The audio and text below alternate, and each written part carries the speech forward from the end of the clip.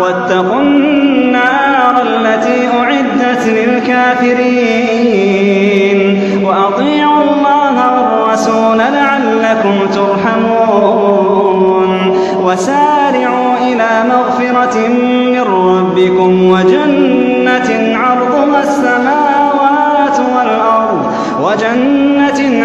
السماوات والأرض أعدت للمتقين